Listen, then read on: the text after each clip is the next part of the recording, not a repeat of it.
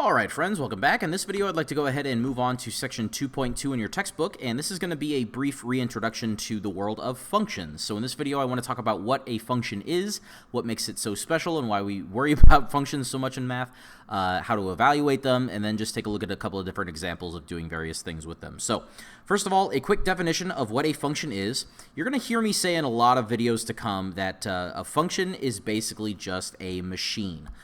Matter of fact, sometimes I use those two words interchangeably. Sometimes I say we have this function here in this example, or sometimes I'll say we have this machine here in this example, but the interpretation is the same.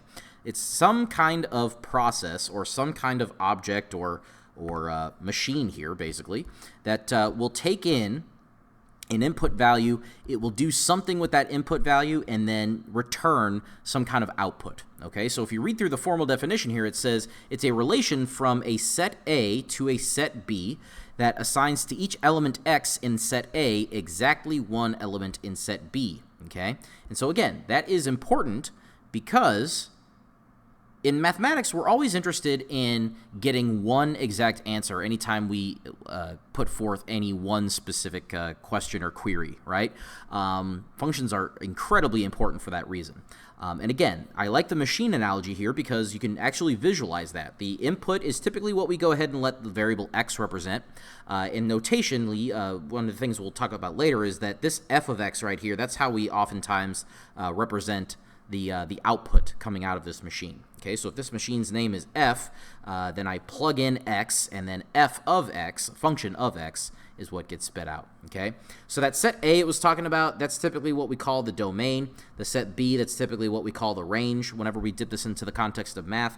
And as an example of that, down here, I looked this up on the internet. These are some rough approximations for if you want to figure out how tall you are in inches.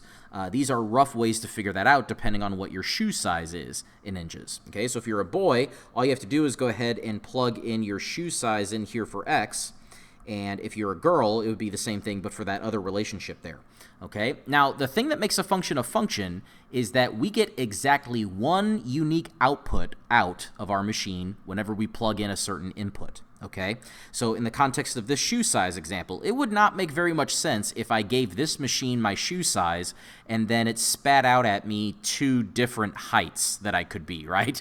Like for example, I wear a size 10.5 shoe. So if I were to plug in 10.5 in here for X, it wouldn't make very much sense for the machine to tell me that I am both 5'11" and also 6'4". Okay, I can't be two different heights at the same time, and so that's what we mean when we say that we want our function to give us one unique output every time we give it an input. Okay, if that doesn't happen, then we don't have a function on our hands. So for example, all the different ways you can describe a function, right? There could be the equation way, there could be a graph, but also we could have maybe more of like a table representation like we see here. So the question is simple: does the table describe a function? Well, if you look at this first case, right, we have our domain column, we have our range column.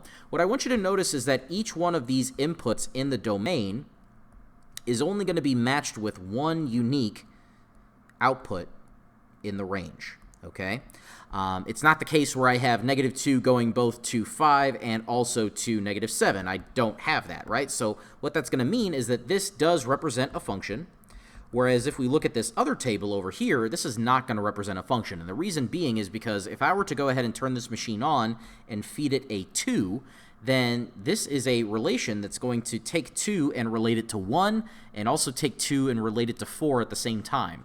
That's not something that can happen if we want this to be a function. And so this would be an example of a relation that is not a function here in this example. Okay, that would be like I fed it one shoe size and it gave me two different heights that I could possibly be. All right, and obviously there's the algebraic way of representing a function, so we need some tests to figure this out algebraically. So it says which one of the equations represents y as a function of x. What I want to do is kind of hone in on that language, this whole y as a function of x here, and add a word to it. And it's this whole idea of what we've been talking about, right? Uniquely. All right, can we write y uniquely as a description involving x? Or in other words, can we write y, which is, of course, our output, can we describe how you calculate your output uniquely given a certain input? okay? And so let's dive into what that actually means here in an example, right? So part A, we have x squared plus y is equal to 1. Can we take this equation and express y uniquely? Okay, so here's how I get my output. I just do this one unique process with my input. That's our goal. Well, if we do the algebra here, we can go ahead and bring that x term over to the other side by subtracting x squared, in which case we're going to end up here with y is equal to negative x squared plus 1. Okay, and so if you were to dip this into the context of input and output language, what we're saying here is that the way that you get your output is you take your input and you first square it. Whatever that becomes, you make that negative, and then add on to that the number 1. That is one unique description for how to get your output given an input. Okay, it's not that I do the negative input squared plus 1 to get my output and then also separately do something else. It's not like that. Okay, and I want to demonstrate that to you here in this next example, because here in this equation we have negative x plus y squared is equal to 1. And so here's the idea. We want to go ahead and try to solve this for y. And when we do that, we get y squared is equal to x plus 1. And now to get rid of that exponent of 2, what we're going to have to employ is a plus or minus square root of both sides. And when we do that, we're going to end up getting y is equal to one of two things, okay? So y is not unique. Instead, y could be equal to the positive square root of x plus 1, or it could be equal to the negative square root of x plus 1. And I want you to kind of hone in on the fact that that is not a unique description. That is not a unique description for how you get your output given your input.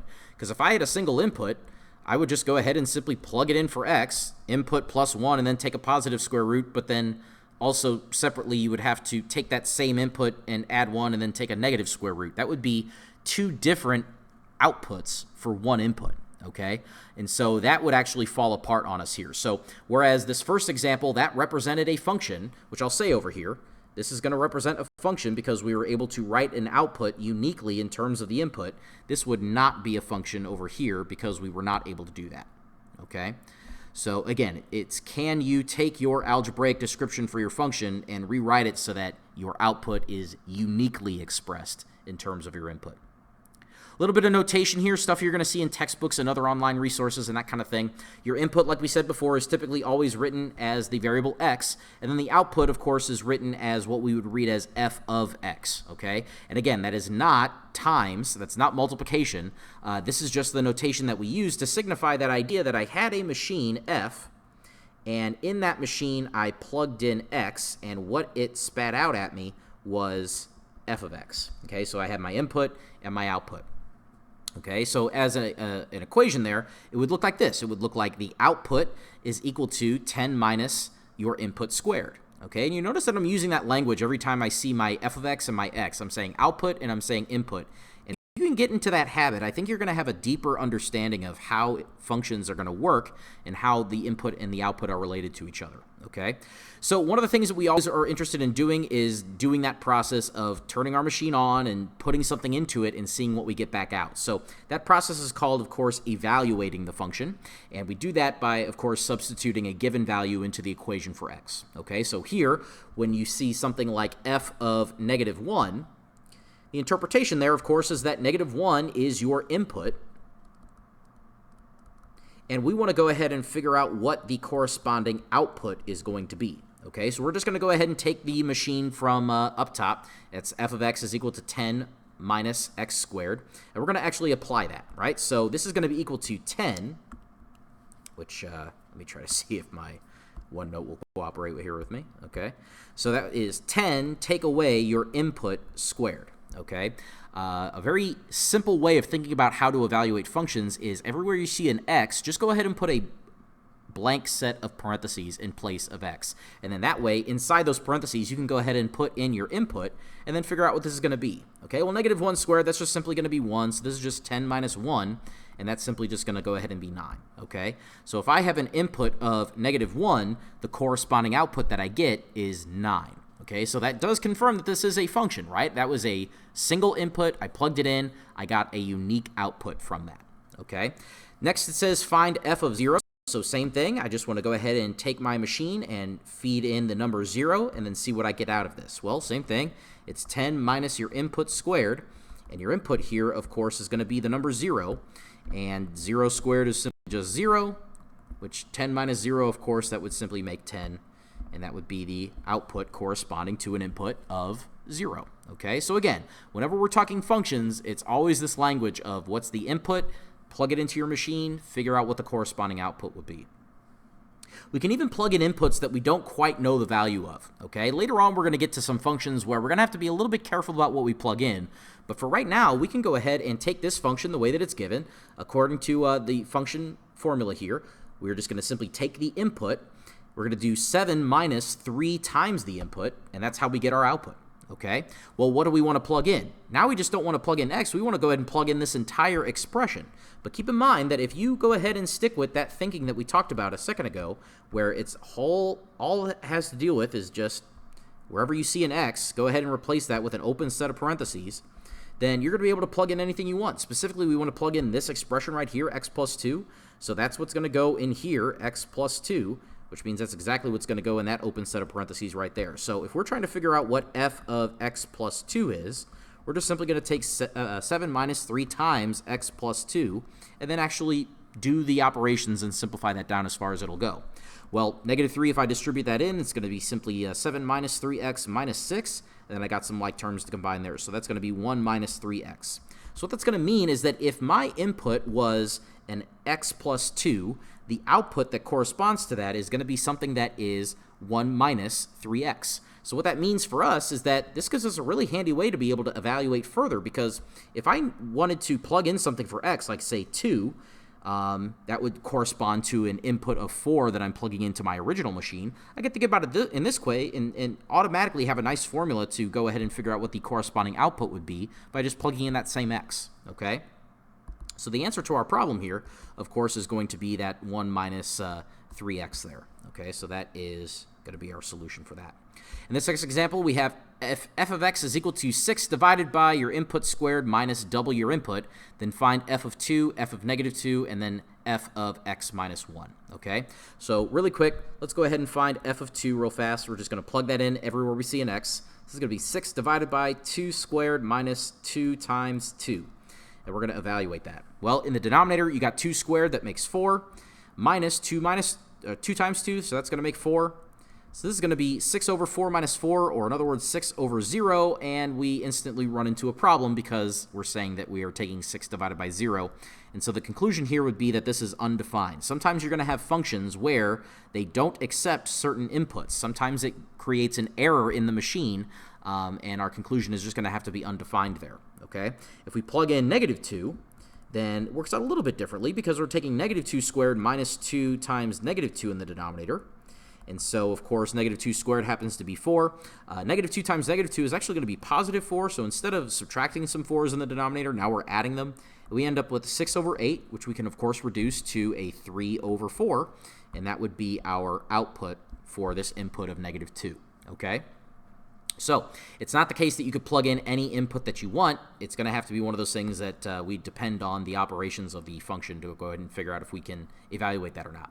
I'm going to go ahead and skip this last one just because it would be a lot of algebra and I want to kind of save some time in the video. If you're curious about what that would look like, then I would say check the content library later for the complete set of this set of notes here, and then you can take a look at how that works out. Okay, moving on to a specific type of function here. This is something called a piecewise function, and the idea is that this is a machine that if you give it an input, it's first going to check to see which category that input is going to fall under, and then do something specific depending on what category that input fell under. So for example here, if I give this machine an input, and that is going to be an input that is, say, less than 0, then it's going to go ahead and do this corresponding process to get that output.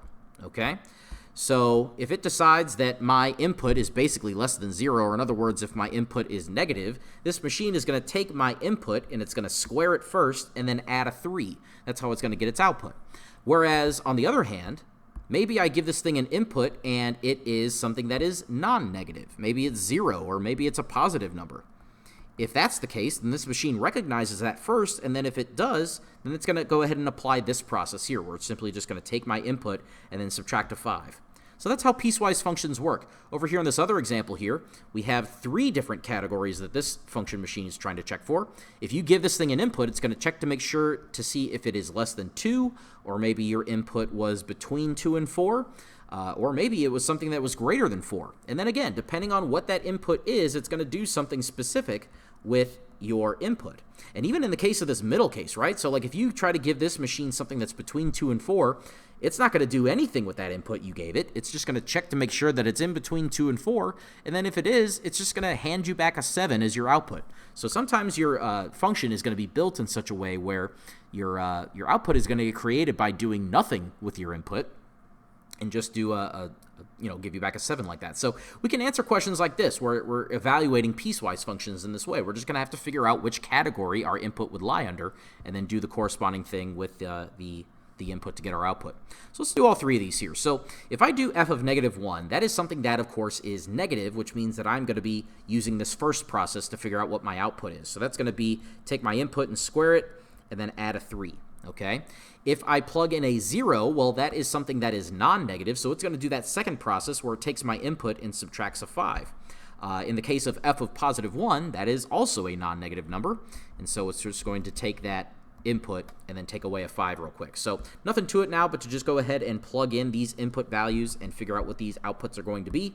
So for an input of -1, -1 squared, of course, is +1. +1 plus 3 is going to make 4. In the case of our input being 0, that's just simply 0 minus 5, and that would create an output of -5.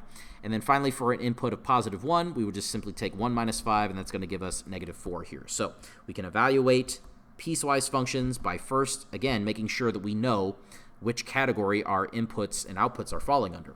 So here in this next example here, we can go ahead and evaluate this function machine. So this function machine's name is also f, but it does something different with our inputs and outputs depending on what they are. So let's examine that, right? So if we plug in 0, okay, 0 is going to be something that is going to match this first description right here. 0 is a number that is less than 2. So when we evaluate this function at f is equal to 0, or x is equal to 0, we would simply go ahead and apply the process for that description. We would take 1 minus our input squared. For f of 3, that's something that lives in between strictly 2 and 4, and so if you take a look at what it does there, it's just going to spit back out a 7 as your output and call it done. But whereas if we plug in something like a 5, it's going to take 2 times the input and then subtract off a 1. Okay, so in the case of f of 0 and f of 5, I can go ahead and plug in those values of 0 and 5 respectively and then figure out what those outputs are going to be. So 1 minus 0 squared, of course, that's just going to equal 1. And then 2 times 5 is 10, take away 1, that's going to equal 9. So we can always figure out what the output is going to be in a piecewise function by first examining which category that input is going to fall under and then doing the corresponding process to calculate the output. Here in example 3, it says find all real values of x such that your output from your f machine, again, that's how I want you guys to read that, so that your output is equal to 0 for the function f of x is equal to x squared minus 4 all over 7, okay? So for what values is f of x equal to 0 is basically the question here. And so the way that we're going to figure that out is we're going to take out f of x in our function formula downstairs, and we're going to go ahead and replace that with a 0 and figure out what this is going to be. So here is f of x in my function formula. That's my output, and I'm curious to see what happens if that output is a 0. So what does my input have to be in order for my output to be a 0? Okay? Well, if I go ahead and set my equation up in this way, I can get rid of that big divided by 7 by, of course, multiplying through by a 7. So 0 times 7 is just 0, and that's going to eliminate that big divided by 7 on the right-hand side. And now I just got myself a nice quadratic equation here, and I can just go ahead and solve that using any one of the methods that we've had in the past. I'm just going to go ahead and quickly factor this and see that my two solutions are going to end up being here, x is equal to -2, and x is equal to +2. And so these would be the inputs that for this machine, if I were to plug them in, I would get 0. Okay, so if I draw that here really quickly, input and output, in goes x, out goes f of x. If this machine's name is f, what we're saying is that if you plug in a -2 or a +2, it's just going to spit back out 0 in both of those cases. Okay, so that's what we were looking for in that example. So basically, it's just taking out f of x and replacing it with 0 and solving. Last thing I want to kind of discuss here in the video is something called the domain of a function. This works exactly the same way as the domain of an expression or domain of an equation and that kind of thing. We still want to be on the lookout for the very same things that we've always talked about, right? So in this first case, we want to make sure that we never have a denominator equal to 0. If we have an x value that makes it equal 0, we got to throw that out of our domain. We also are looking for only non-negative numbers under even indexed radicals, okay? So we don't want to ever have a negative number under a square root or a negative number under a fourth root or a sixth root or any even indexed radical, because then we're leaving the real numbers. Then we're going to have to invite the complex numbers, and our old friend I is going to join the party, and we don't necessarily want that. So what that's going to mean for us is that whenever we're trying to figure out domains, we're going to have to take our denominators and set them not equal to 0 and solve. And also, we're going to have to take the part underneath the radicals in some other examples and set that to be non-negative, or in other words, greater than or equal to 0, and solve. And these are going to give us our domain restrictions. And then we're going to have to write our domain in interval notation in a lot of these examples.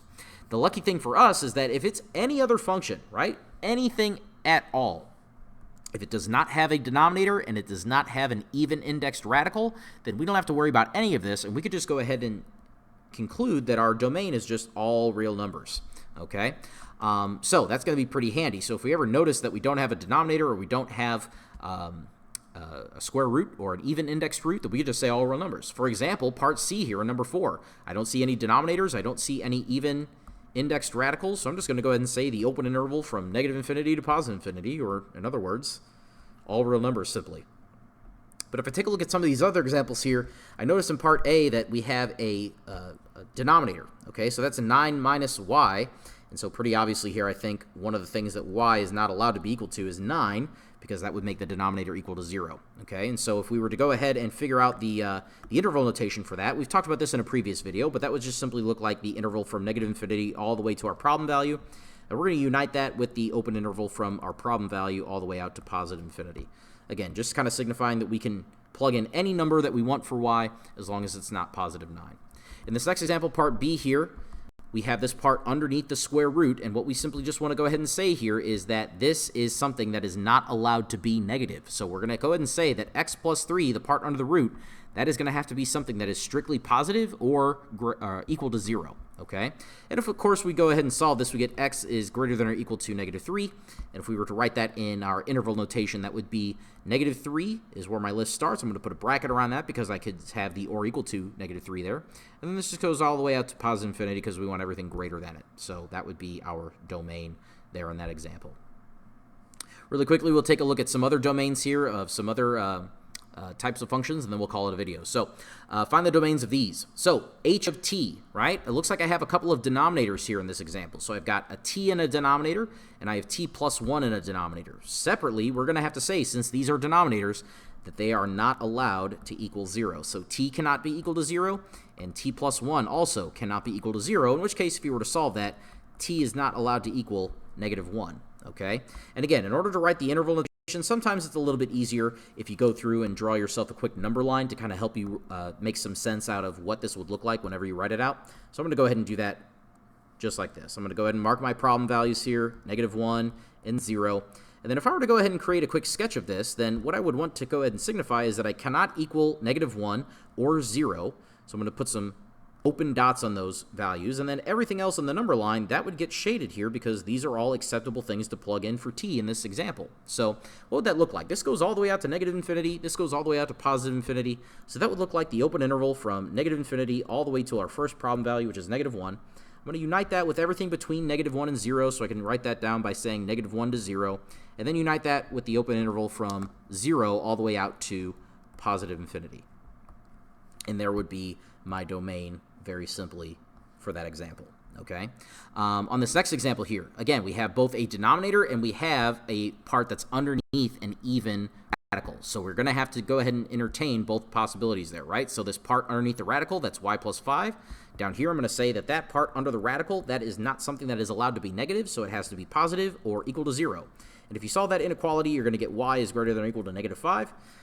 So we'll hold on to that. And then separately, we also have this denominator. We also have this expression in the denominator here. So we're going to have to say that this expression is not something that is allowed to equal 0, in which case if you go ahead and solve for that, you're going to see here that y is not allowed to be equal to negative 5. And so I end up with these two descriptions. I see here that on one hand, y is only allowed to be greater than or equal to negative 5, and then here I see that y is not allowed to equal negative 5. So what that's going to mean, if I take both of these into account, is that y has to be something that's strictly greater -5 if I take both of these restrictions into account. And I can go ahead and rewrite that in interval notation by simply saying -5 with a parenthesis around it all the way out to positive infinity, and that is my domain in that example, okay? So I got a g of x to look at here, and if you notice, we have a radical that is in the denominator. Okay, so typically how we would handle these, of course, is we would go ahead and take what's under the root. We would typically say x minus 2 is only allowed to be positive or equal to 0. But the thing is, now it can't be equal to 0 because then it's in the denominator. I would be taking the square root of 0, which is 0, and that would turn the whole denominator equal to 0. So I have to get rid of the or equal to part and just strictly say greater than in this sense. And then if I add 2 to both sides, I get x is greater than 2. And then I could write that in interval notation by saying that I have an open interval from 2 all the way out to positive infinity. Okay? And so again, these are lists of x values that you are allowed to throw into your machine because they don't break the rules of algebra. We're not dividing by 0. We're not taking a negative number square root or even root. Okay, so that's all I had for this video. Sorry, it was a little bit of a long one. I just wanted to kind of touch on everything. So as always, if you guys have any questions whatsoever, please feel free to let me know. I'm always happy to answer whatever questions you have, but that's all I have for this video. Thank you very much for your attention, and I will speak to you guys on the next one.